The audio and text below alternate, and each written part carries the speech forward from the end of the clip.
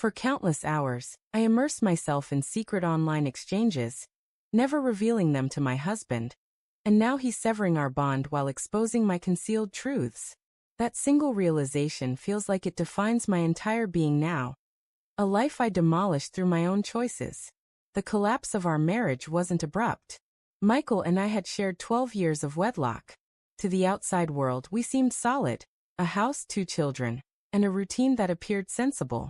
He worked tirelessly to secure our finances, while I managed the home, the kids, and the daily chaos.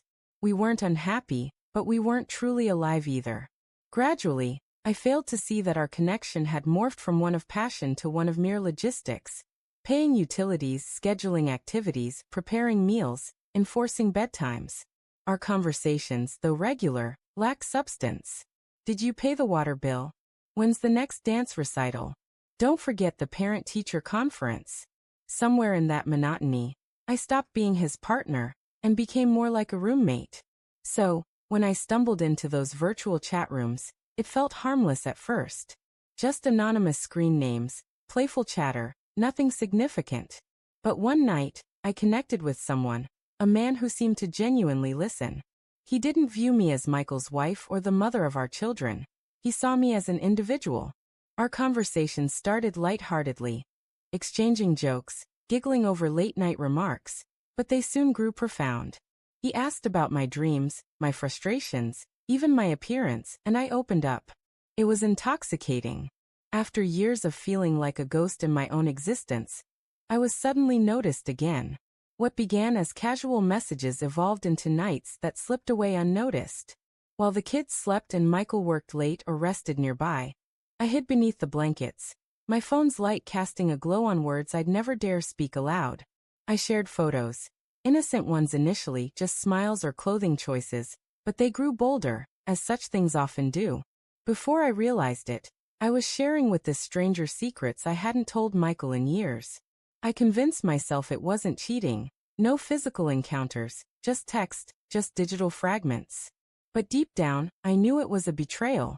While Michael begged for us to reconnect, to share our thoughts, I poured my deepest self into a void, giving my heart to someone who existed only in cyberspace.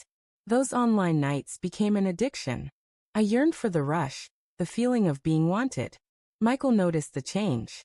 He'd come home to find me weary at dawn, questioning why I was so tired, why my phone was always in my grasp. I dismissed it.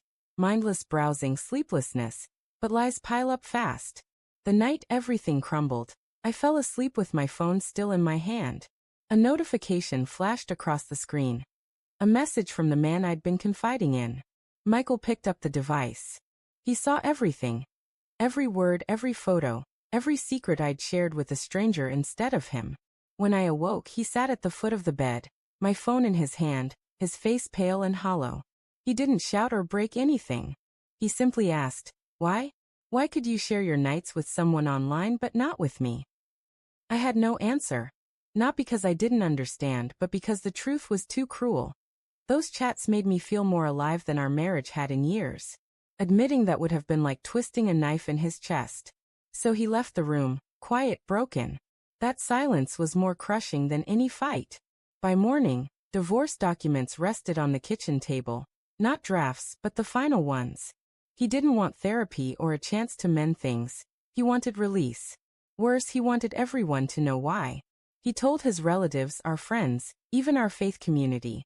She spent her nights with strangers online. She betrayed me. He left out no detail. Suddenly, I wasn't just losing my marriage.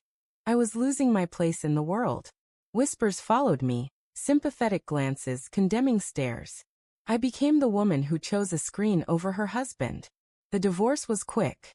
Michael had the stability, the income, the righteous ground. He gained primary custody. I got weekends, barely. The children don't fully understand. They know I did something wrong, but their embraces feel hesitant now, as if they're uncertain of who I am. Now I sit alone in a small apartment I can barely afford, wondering how I traded a real life for a fleeting fantasy. Michael is moving on. Healthier, happier, more open than I'd seen him in years. I'm left surrounded by the wreckage of my choices. The man online? He vanished. Profiles deleted. Gone without a trace. Of course he did. He had nothing to lose. I'm the one who lost it all. Do I regret it? Every second of every day. But regret can't rebuild broken trust. It can't erase the pain in Michael's eyes when he realized I'd rather confide in a phone than share our life. It can't bring back the nights I stole from our marriage. I thought I was filling a void, reclaiming a part of myself lost to motherhood and marriage. Instead, I burned it all to the ground. Now when I see Michael at the kids' exchanges, he looks past me, as if I'm already a shadow. The man who once held me, who built a life with me, sees nothing when I'm there. And maybe he's right. Because here's the truth. I gave my nights to a stranger online, nights I never offered my husband. In doing so, I destroyed our marriage. Now, all I have left is the dim memory of a phone's glow and the ruins of a life I can never reclaim.